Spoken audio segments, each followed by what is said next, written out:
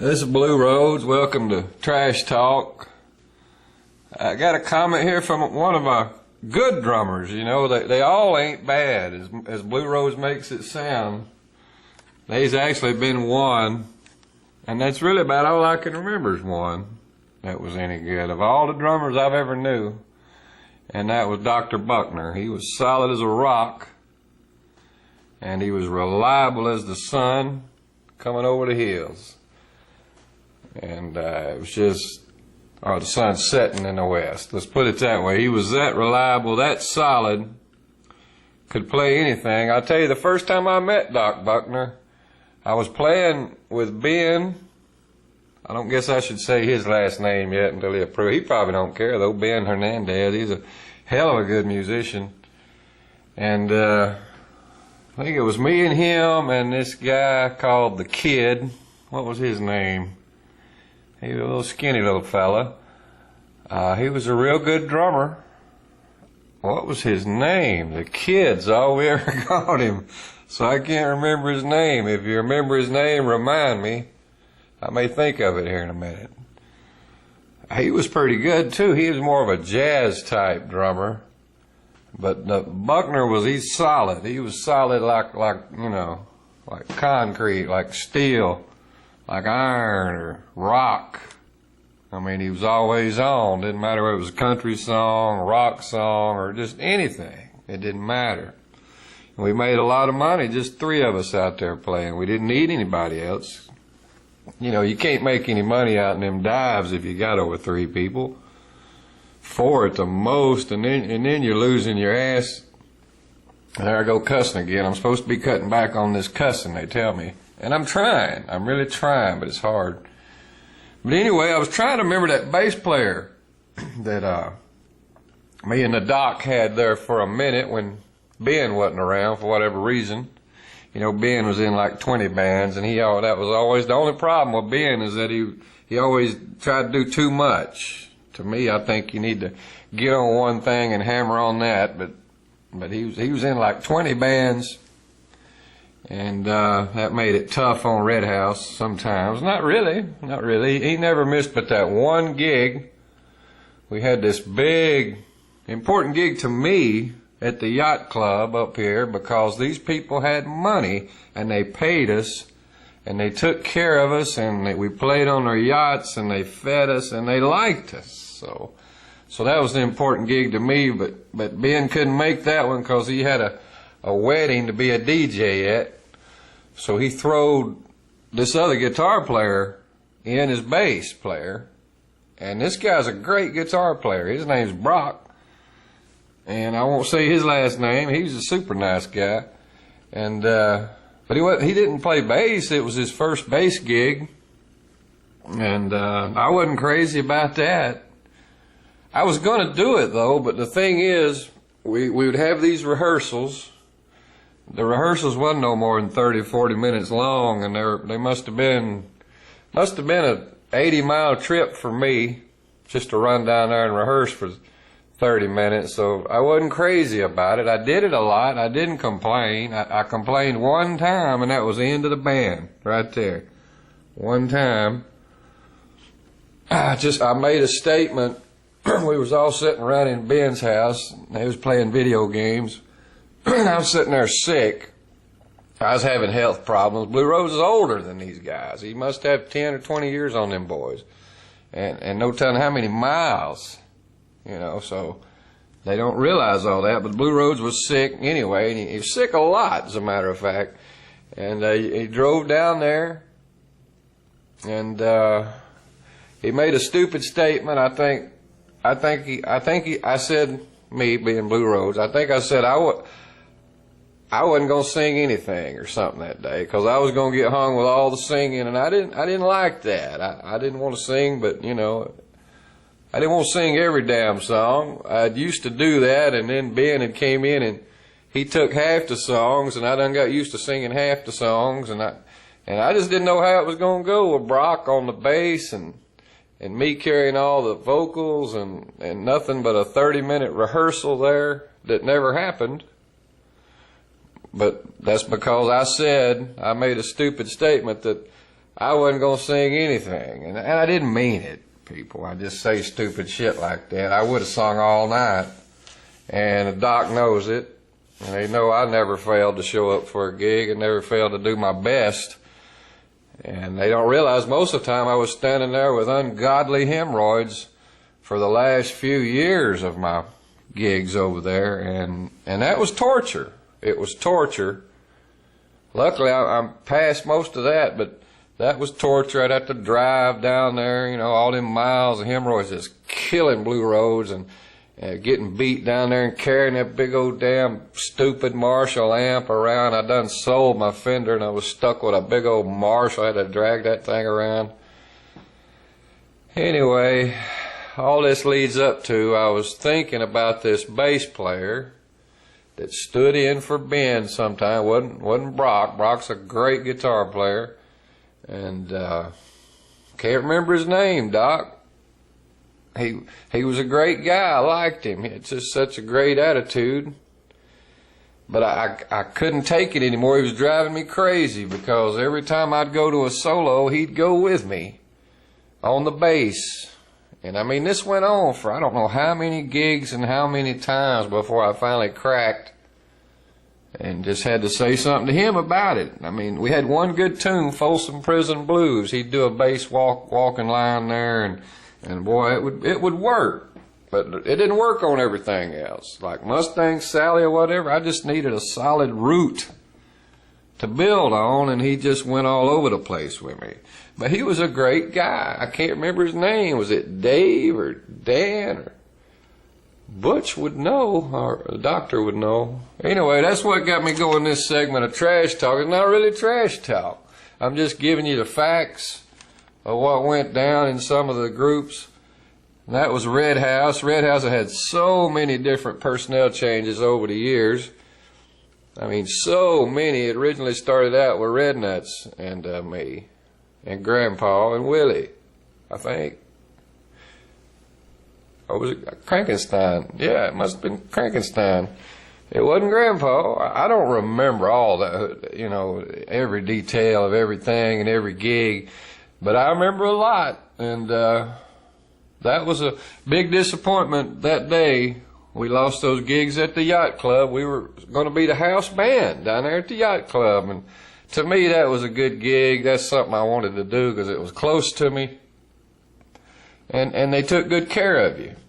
You know, they paid you good and they fed you good. And they liked you. That was the main thing. And I don't know how well the band carried on. They carried on and called it something else, Killer Bees or something. I don't think it did much. And then I went and played with them a few times and people was calling me a killer bee, and that was pissing me off a little bit because to me it was Red House. It was Red House all along. But it don't matter. I don't hold no grudges against any of them boys whatsoever. And it's good to hear from them. And you guys send in your damn voicemails or your cards and letters, anything. Blue Rose will put them on. I know you got some band stories. Ben, I know you got some.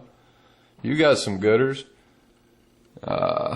Okay, I guess I'm going to let y'all go now and get back to the show. I see somebody slipping down the hill here. I better go check that out. Anyway, this is Blue Roads. We enjoy all your trash talk. Keep your cards and letters coming in. I got to go bail Shine out of jail. Shine, that's the reason you haven't seen him. In some old outtakes of Shine. Shine has done wound his ass up here in the jailhouse because he's up there shoplifting beer at Apu's General Store up here. And I've left him there for a few days. I don't know how I'm going to get him out, but I guess I'll go give it a shot. He ain't got nobody else. So if y'all want me to go get him, let me know. If not, we'll leave. Well, I ain't going to leave him there. But anyway, thanks a lot for watching the show. If anybody knows the name of that crazy bass player over there in Cumming, let me know. Doc, you should know his name. He's a good guy. I want to send out a shout out and apology to him for getting on him that day. I finally lost it. Like I say, every time I'd go to a solo, he'd just start running all over the damn neck. And that was the only problem there. Oh, I know a lot of good drummers. Well, I ain't got no complaints about Glenn Fisher, that's for sure. Played with him a few times. I think he kind of started out with Blue Roads a little bit there. Some of his first gigs, if he remembers that. And he was a good boy and still is a good boy, a good attitude, good musician. I want to give a shout out to everybody at Ponce de Leon Music, Terry and Jesse and Dan and Kitsy and Dieter and Steve and Mark and Jimmy and Frank. Oh, I love Frank's playing. Frank was the man down there. Frank was the top teacher to me, top picker anyway. And then you had Jimmy Loudermilk second under Frank. To me, I always thought Jimmy was the best for years until I got to know Frank Clark. Turns out Frank Clark is the guitar master, the musical genius. And if you ever hear any of his music, you know it. Frank, if you hear any of this, contact me, because you need to post some of your songs that I helped you work on. Sorry I couldn't help you finish them. You know, the way things went with the economy and the finances and the hemorrhoids and that crazy woman and all that. I won't get into all that today on Trash Talk anyway. But who else was down there? We had some other guy. Can't remember his name. Some guy came from Colorado. I can't remember him. He's probably still there. But them was some good boys, Terry and Jesse. That's when the store was really in its prime, and I'm glad I was there at its moment of greatness, because that was a good store. It wasn't like a normal store. You go in there and get ripped off and cheated. You know, like if you tried to go down to Dirt Cheap or something. Boy, he'd cheat the hell out of you, old John down there. I'm sure all y'all's been to Dirt Cheap knows John. And cheap is right. Now, I like John too. I'm just gonna tell the truth, though. I do like John. I worked for John. John terminated me eventually because of that crazy woman calling down there. And she knows it. And they know it over at Ponce de Leon because a crazy ass called over there and tried to get me fired. But they didn't fall for it. They could see through the crap. And that's one great thing about that place. I mean, they're just regular good country folks, and they could see through the crap. Now, John let me go over there, and I worked hard for John. I don't appreciate that, John. You made a lot of money off me from all the guitars I've sold to you over my lifetime and amps. And, God, you don't know all the things I did for you. Somebody trashed his whole parking lot one day because he cheated them, or it was so cheap. They dumped trash over his entire parking lot one morning. The entire parking lot over in the corner of South Cobb Drive and Cherokee Street, or Windy Hill now. It used to be Cherokee Street where the original Music Mart started out. But anyway, they just covered it in trash. Lucky for me, I worked for John, and I was there that day. That was my day. And I don't think that was my job, but I went out there and picked up every piece of that shit trash off of your parking lot, John. Every single shred. And that was pretty degrading for me after I've been traveling with George Jones and Clarence Carter and people like that. I'm out here picking up trash for what's his name, Mr. Dirt Cheap here. I still like John, though. He sold me my first guitar when I was a kid, or sold it to my mother, and so I still like him. Got a good fondness for him, and I do advise you, if you need used equipment, go to Dirt Cheap and get it, because it's a good place to get it, or it's a good place to sell it too, because you can go in there and sell about anything, but he'll make you take a check and you got to go to the bank and all that crap. But you know how things are now. Hell, if you got any equipment you want to sell, just bring it to Blue Roads over here. You don't even take it to Dirt Cheap. All the equipment that you be planning on taking to Dirt Cheap, bring it to Blue Roads, and Blue Roads will give you $1 more for anything you got than Dirt Cheap will give you for it. And that's a fact. So, anyway, what was I talking about? Hell, I don't even remember. I don't remember. I think I was talking about Ponce de Leon Music, whom I have nothing but praises for. I can't think of one bad thing to say about Ponce de Leon Music. I was a guitar teacher there for 5 or 6 years. I don't even remember. It flew by so fast. And and it was great fun. My only regret then is I had no place to hide my camera. I thought about it all the time, but I couldn't think of no place to hide it in there. I just couldn't come up with a place. But if I had I'd have had a great show, because I had some great students. I had some funny students, some talented students. I had some students that sucked. There wasn't no hope for them ever playing music, you know, and those were the good ones, like American Idol, I guess, the ones that wanted to do it but couldn't. And I've lost a lot of good friends and contact from over there because it was so far away. I live over here in Hale, Georgia, and that was in Cummins. It's about an hour-and-a-half ride one way every day that you went over there, whether your students showed up or not. And usually they would show up, but they wouldn't bring the check half the time. Now, a lot of them did. I had some really good students. I want to thank the Suttons and everybody, Sean Sutton and Josh Sutton. They were some great people, some great students, and I had a bunch of them. I'll try to think of them later on here. Well, I had Clay Farr. He was a super great guy, and I hope you're still playing, Clay. I hope you're still picking out there, and don't give up, because it takes a whole lifetime. Clay didn't start till he was about 40 or something like that, but it takes a lifetime to make music. To really make music, it's a whole lifetime thing. It's not something you're going to learn in a minute. It's not something you can learn like that. You got to live it. You got to, it comes through you. That's all I can say is, and the good music always comes from the bottom up. To me, it always has. The good stuff has always come from the bottom up. And if you look at the bottom, you're going to find it. But people don't look there that much anymore, the way it's all commercialized and everything with the, you know, the pretty girls and boys and stuff. We're losing a lot.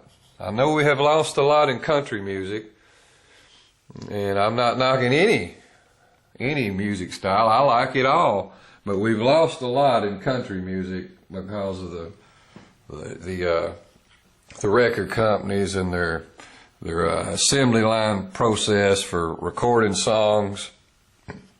They don't let much creative stuff just pop out. Ain't nothing just gonna pop up in there. It's all, you know, there's no spontaneity in music anymore to me, as far as country music. I mean, George is still around, but there ain't nobody following him. They can't. There's no Hags, there's no Joneses, there's no Jennings, there's damn sure no Hanks, and there's not any that we're hearing that are making it through. There's plenty of great musicians out there that nobody hears, nobody will ever hear. Maybe the YouTube will help them get out there, but it looks like it's just getting Justin Bieber's out there and junk like that, which I don't know Justin Bieber. I've never listened to a single song. The only thing I've ever heard is baby, baby, baby, oh my baby, baby, baby, oh my baby, baby, baby, oh my baby, baby, baby. You know, that's all I've heard, so I haven't really listened. I'm not probably gonna listen. I don't have time for it. I'm down in this swamp. I got all these problems down here. Just trying to stay above water, not drown and lose everything you own in a flash flood or something like that. I'm getting old. But anyway, thanks to everybody. Thanks to Doc Buckner, Ponce de Leon Music, all you guys. Dan Morgan is another great musician. And I think he kind of started out, no, he was a guitar player, but he had to play bass for me a few times. Blue Roses had to have many stand-ins of people just to pop up and be a bass player, whether they played bass or not. God, there's so many. And I'll never forget that first experience with Dan. I don't think he even brought an amp. I think he just showed up with his cable and his bass and the will to play and a lot of balls, I'll tell you that. A lot of balls, and the boy's got talent for sure on the guitar. I can't come close to him on the guitar, that's for sure. But he didn't even show up with an amp that night. He just walks in there. I know I was doomed when he walked in with no amp, just a cable in his hand. So he was going to play through the PA. Well, That worked for Ben. Ben could do it. Ben was an expert sound man. He knew every frequency. He knew where to put the frequencies. But we didn't have Ben that night, so and just didn't work out. I don't remember everything, but I know we were screwed. Notice I said screwed instead of fucked, because I'm trying to clean up my language on here. But anyway, we were screwed. We played one song. What was that? Help Me Make It Through the Night. And the song starts off in G the way I do it. But Dan started it in, no, it starts off in D, as in dumbass, the way I do it, D, or as in dick, or, you know. But anyway, a lot of people can't understand what Blue Roads is saying. I've had complaints on that. But he started off in G, and we went through the whole song like that. When I went to G, he went to D, and it worked somehow. It didn't work good, but it somehow we got through that one. So that's one I won't forget. But he bailed us out. He came in there and did it, and I guess Ben was off in one of his 25 or 50 bands somewhere, and so he came in and bailed us out. But it was more stress on Blue Roads. Blue Roads had to stress out to get his damn $100 that night. And that's the way it's always been for Blue Roads. I think that's why my hair is all falling out and everything, just from the stress and the misery and all that. It seemed like a lot of the fun, or all of the fun, has gone out of music. You know, the fun to me was playing with the people you grew up with, the guys you went to school with. To me, that is the fun of playing music, because everybody knows each other, and there's no, I don't know, there's no walls there, and we could always just make up music on the spot. We didn't have to have no songs planned or anything. And to me, that's what music was about. Of course, it got to where you had to make $1 to do it, you know. I'm not going to stand here and lie and say Blue Roads does it for the love, because the love, he did do it for the love for maybe 20 years or more, but after that he needed to get some gas money to get down there and deal with it and do it. There's a lot of expense and a lot of fines and a lot of damn shit. Beer and fines and tires and, you know, and just everything, and equipment, guitars, and time. And it was easy sometimes, and then sometimes it was just damn near impossible. And I don't miss it that much. I'm not in a position to where I'm forced to have to go out and do that all the time. Now I guess it would be for fun. If I play again, it will be for fun. And actually, we've been talking about it, getting the old band back together. It would be a miracle. But Ashley Nuts has contacted me. We have spoken on it.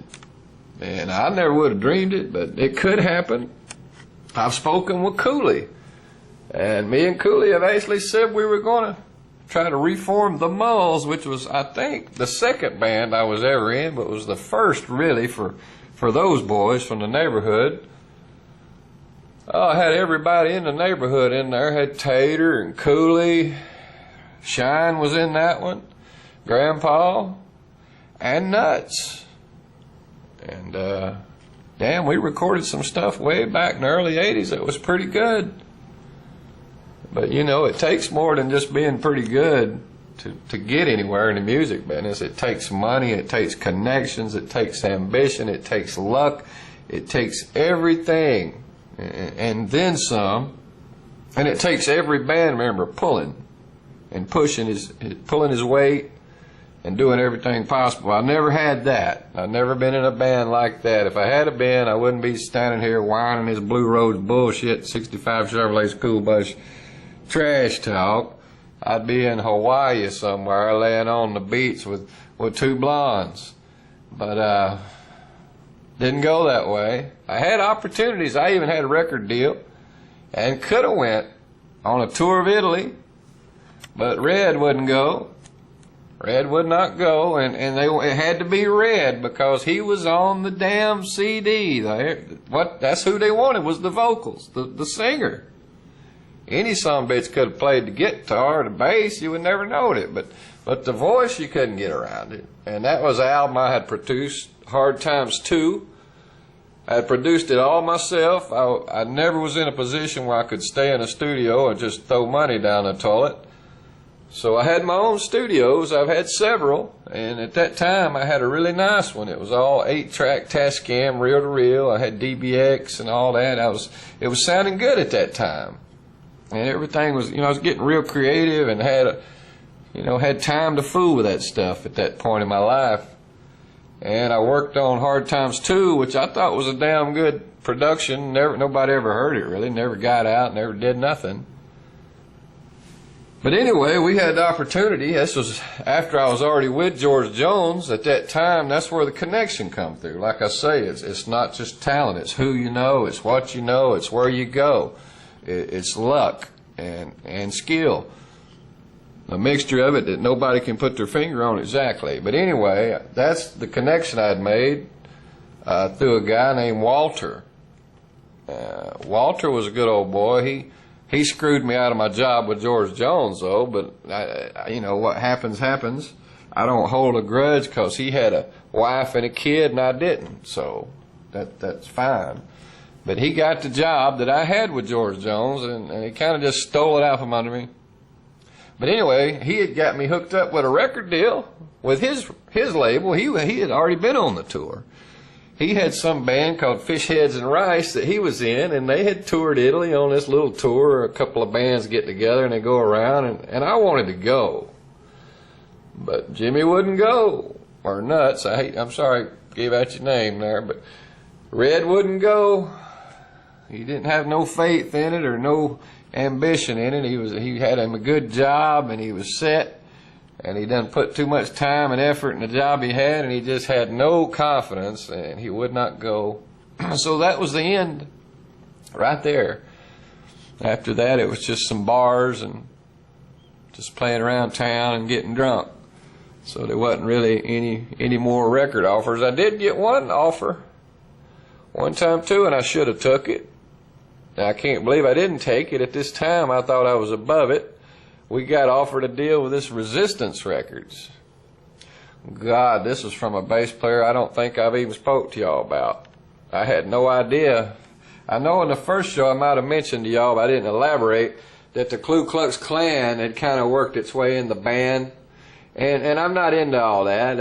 I got nothing against anybody, but I don't think music's the place to be bringing that crap into. It's just leave it alone. Music is the one sacred area where we're all equal, I think, and we all should. We're equal anyway, but music is the one place where we shouldn't even think about it. Just forget it and just enjoy music, is what I think. But anyway, this guy, his name was Guts. That wasn't his name. That's the name we give him. I think Nuts named him Guts, and that's fitting, because Nuts, he was good at giving names to people. And this guy was really big, man. He was huge. He was bigger than a refrigerator, and his amp was about as big as a damn refrigerator. And he wasn't a bass player either. Here we go again. Shit, I've had problems with bass players and drummers my whole life, I guess. Because this guy wasn't a bass player. He was a half-ass guitar player, if that. I know he'll kill me when he hears this. This is one I will really have to watch out here, because these boys, they'll kill you. But I'm going to say the truth like it is here. Wasn't even half-assed in my eyes as that. Just had a guitar, basically. But anyway, we was playing in some sports bar somewhere off, I don't know the name of it. Jimmy said, or Nuts said it was on Sugarloaf Parkway, and I can't remember. I usually can remember, but that one's blurred out to me. But I remember this big guy came up and I think he handed it to Jimmy, a card. He must have handed Jimmy his card. And, boy, he loved Nuts' vocal. But who wouldn't? Have you ever heard Two-Toke Jim? Jim is the greatest singer I know. He was born like that. He got more talent in one of his curly red hairs than most everybody's got in all their fucking armpit hairs and ass hairs and pubic hairs. So he just had it.